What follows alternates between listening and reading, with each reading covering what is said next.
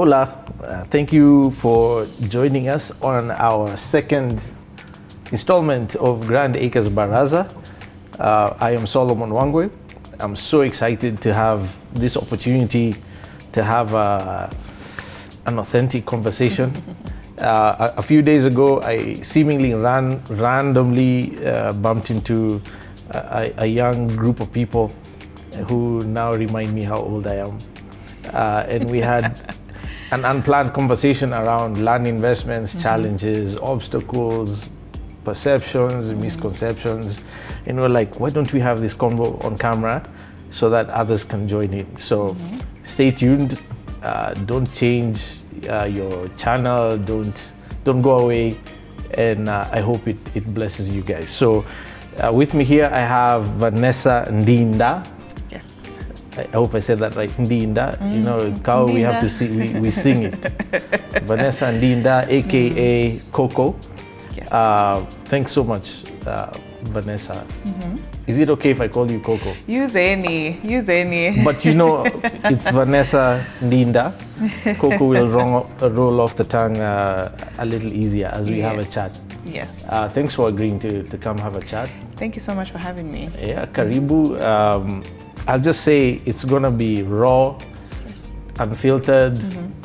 Don't hold back. Oh yes. Because you know, just like we randomly had in the office a few days ago, because people rarely have a chance to have these conversations. Certainly for guys like me, we're so in our world in KPIs and goals.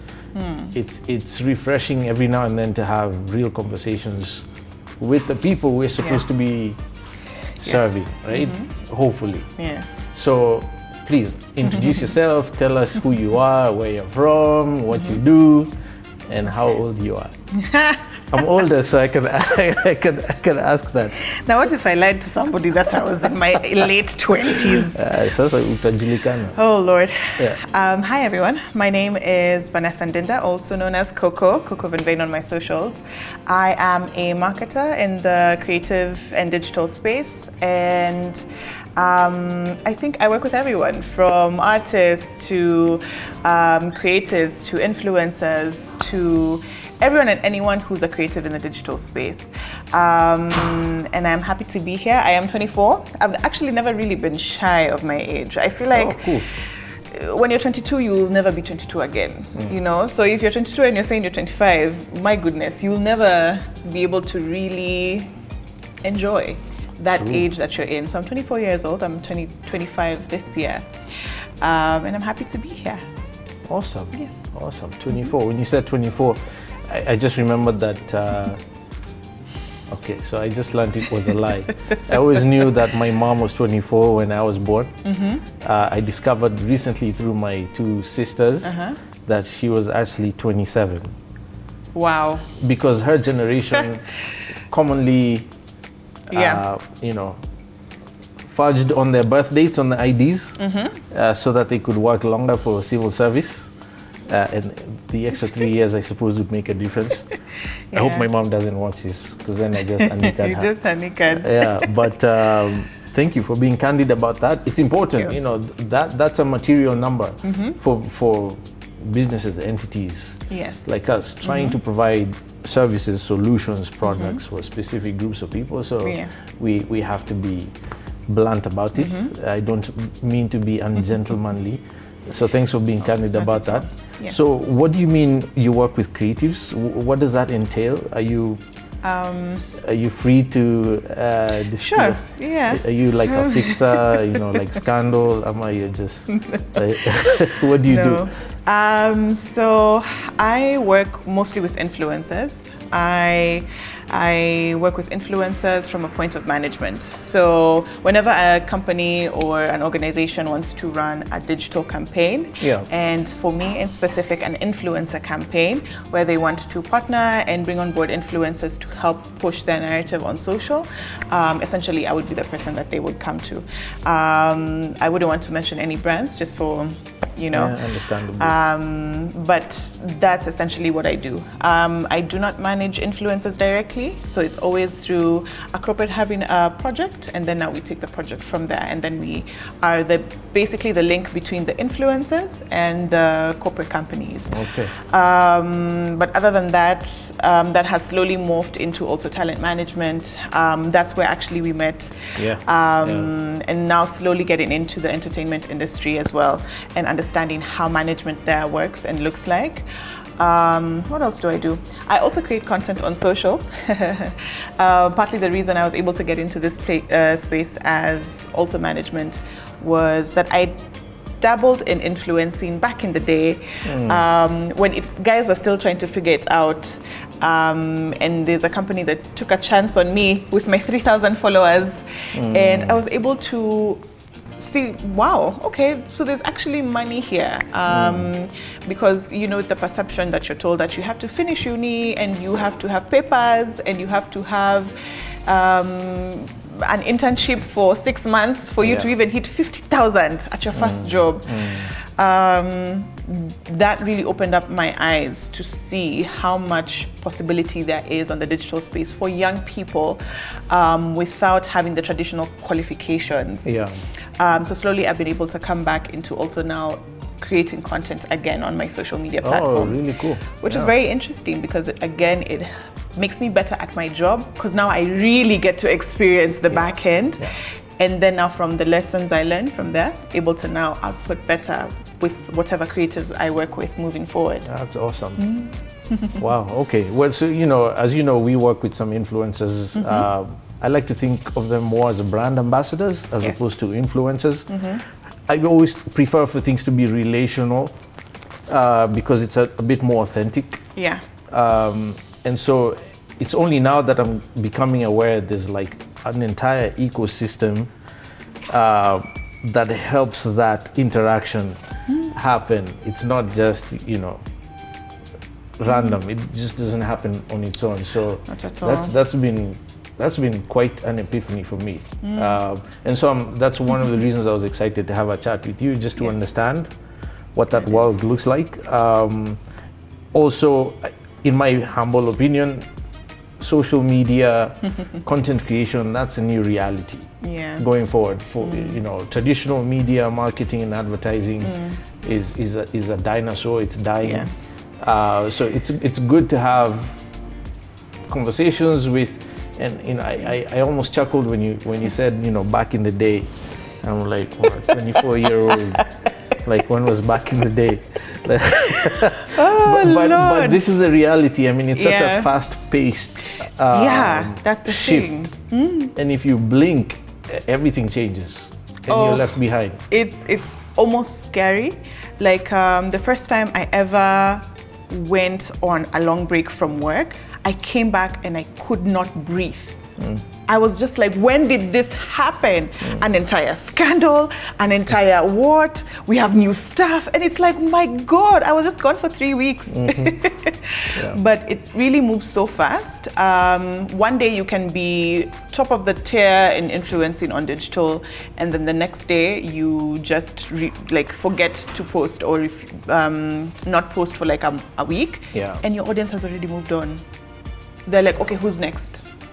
Our team, the guys who sort of enlightened us on the whole social media strategy would tell me that all the time. I really didn't believe them.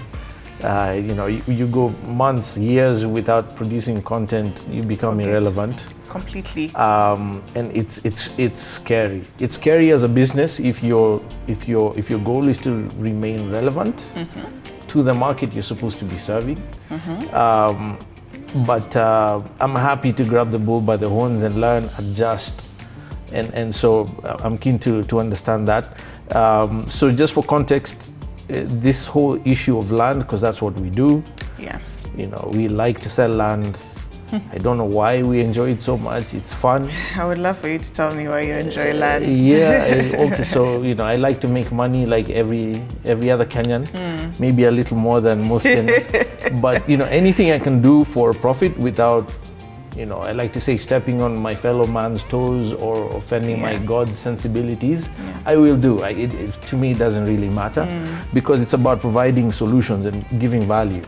And so for whatever reason, I am really passionate about the land space because of it touches on so many things. It touches on identity, patriotism, nationality.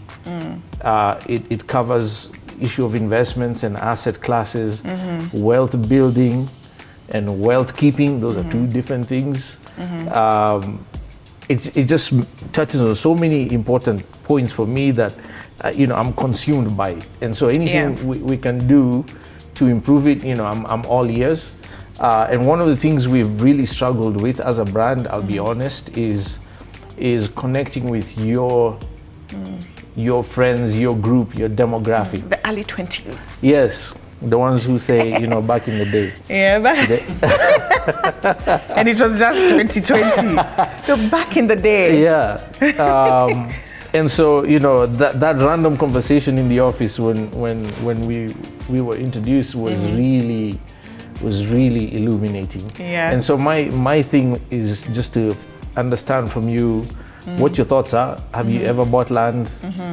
What's been your experience with land, investment, buying, with your parents? Because I know that's where I get my love from. I watched my mom buy plots of land. Now I understand why. Historically, our parents and grandparents' generation watched their ancestral lands get taken away from them, literally, by the Brits, And so after independence, there was a deliberate drive to reclaim or repossess, except it didn't happen the way it was envisaged, right? It was supposed to be given back, but some of it got given to other people. And so my parents' generation had to buy it back as opposed to being given back. To be given, imagine. Yeah, so I grew up watching that without understanding the historical backdrop. And so for my generation, it's like second nature. It's the first thing you do when you get a steady job, a good income. It's a rite of passage to show that you're now settled, you're responsible. And then there's that other thing about, if I died, I have my own piece of earth to get buried in. I'm not a landless person floating around. And that's what informs a lot of my generation's land investment drive. Given, of course, historically, it's the highest performing asset class since independence for gains as an investment vehicle, capital gains and so on. So that's a given. But what is it for your generation, your demographic, the 20-somethings? What are you guys feeling about land? And are you interested in buying land, owning land, or not? It's funny when you were talking about your parents, and I was on your page earlier, and I heard the Sauti Soul song asking, and they were asking, their parents, where were you when people were walikuwa nagawana shamba kama mkate, and I found it was so right, where was my father? I know, people were being given 40 acres. Where was he? Or bits of Muthaiga was imagine next to UN,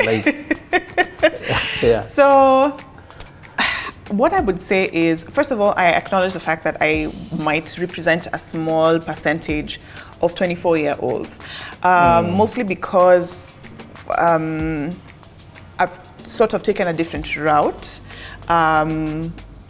where now growing up you're told that before you get a job, you're supposed to have finished university. So for me, that wasn't an option. It was more of, I needed to step up as a firstborn. We lost our dad in 2016. And mom was there and my younger brother, and we are all like, okay, what's going to happen? And then at that point, you find out that the man decided to eat all his wealth while he was alive. Just to clarify, so my dad is European and my mom is Kenyan. But I am Kenyan. By nationality. Just to clarify, in case, because foreigners are no longer allowed to buy land. Freehold land. Freehold land. They can buy leasehold, but not freehold. Okay. And majority of the land in Kenya is freehold. What does that even mean? Yeah, that's like That's like a whole day's worth of classes. It basically means, you know, historically when we had the white settler farmers taking over our country, they had absolute ownership of land for up to 999 years, which is the way we inherited the legal structure. But in 2010, the new constitution cut that short to 99 years. So the longest you can own land on a lease is 99 years. Okay. And then they said the only class of people who can own land absolutely for perpetuity, forever basically, without limitation on time, is Kenyan citizens, right? So there was good reason for that. I think it was a noble thing. And so that's the main difference. Leasehold versus freehold is, leasehold is limited time ownership that you can renew. Freehold it's for perpetuity, forever. Okay. Yeah. So while that happened, again now also there's the whole issue of how women were also taught how to live their lives in terms of money and the horrible relationship that women have with money.